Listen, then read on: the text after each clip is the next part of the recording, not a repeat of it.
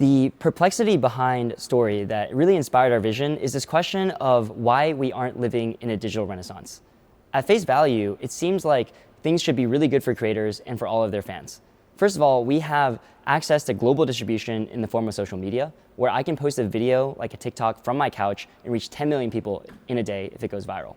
Second, in addition to the global distribution from social media, we also have access to godlike generative AI.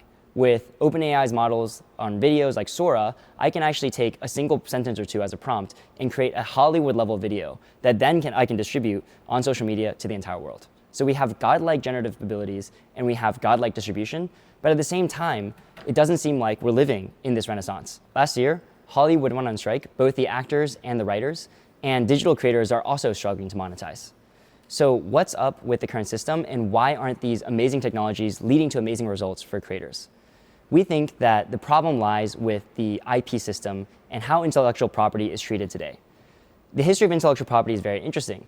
In the early days of the printing press, the first IP laws were created. The printing press introduced very, very cheap mechanical reproduction of content, which allowed content to scale very quickly, but that introduced problems for creators. Because if anyone could copy my Bible that I spent many years creating or translating, or if anyone could create a new work, or copy Shakespeare's work and spread it very cheaply, that was going to create a lot of problems incentivizing creators. Why would I leverage my time and my creativity if someone else could just copy it for free? So in response to that new technological shift, the first IP laws were created. And now, fast forward hundreds of years, we are still using those antiquated, almost medieval IP laws and IP systems on the existing internet, on social media, and on generative AI, which is not even focused on copying anymore. It is focused on a completely new thing of generating new creativity and new ideas. So we're trying to use a 100 years old legal system on something that is entirely new, and that is creating a lot of friction and leading to these outcomes that we're seeing. So the mismatch between modern technologies and an outdated IP system is the source of three major problems that Story aims to resolve. First is that IP is single player and not multiplayer. As generative AI comes onto the scene, what we're seeing are really, really exciting experiments in creativity and really lowering the bar for anyone to become a creator. That's a really good thing, but at the same time, it means that there's going to be an exponential abundance of content. If everyone can create Hollywood-level content and share it with the world, that means there's going to be so much more content than there was before.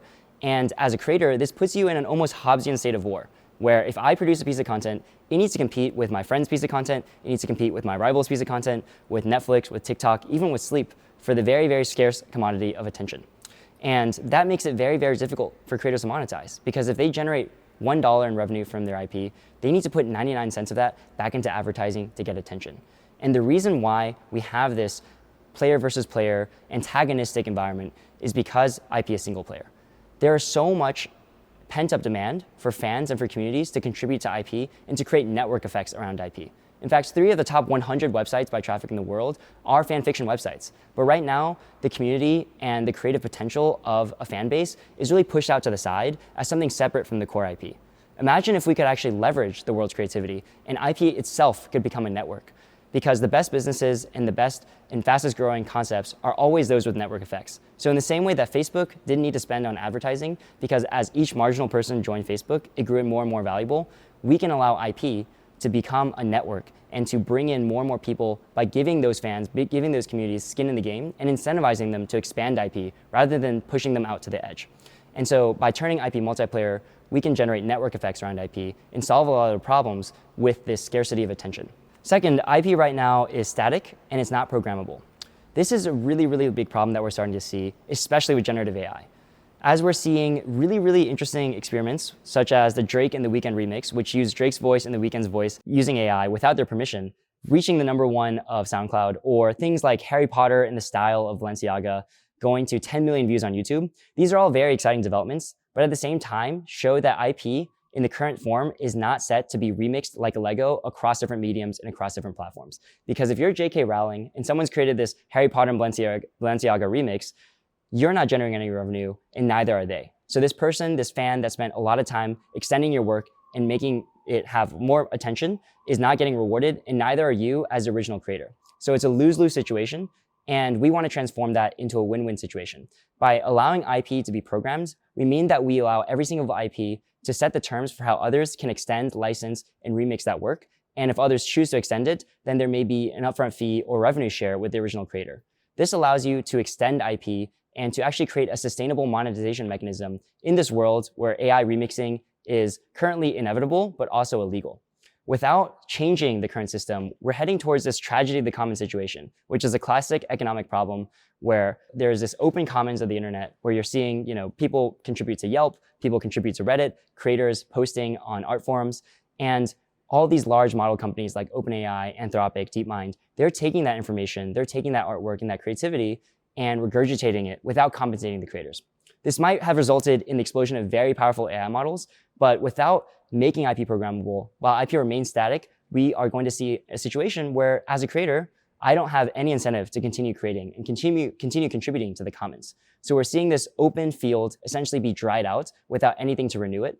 As a Redditor or as a Yelp reviewer or as a travel blogger or a creator, why would I continue to create when someone else or an AI company is going to take my information and spit it out for free without compensating me? So to avoid the tragedy of the commons situation, to allow there to be a flourishing public commons of the internet, we feel like IP needs to turn from static to programmable, and we need to align incentives and to create win-win situations for people that are creators and also for those that want to leverage the power of AI. And lastly, the third problem that we see with IP is that it is extremely illiquid as an asset class, and we want to unleash the liquidity of IP. IP is not only a creative concept, it's also a financial concept. It's one of the world's largest asset classes, and it's worth many trillions of dollars. IP includes not just Hollywood and Billboard charts, but also blueprints for new inventions, or someone's name or someone's voice and their likeness. These are all forms of IP, and combined, they constitute one of the world's largest asset classes, and also an asset class that people intuitively understand.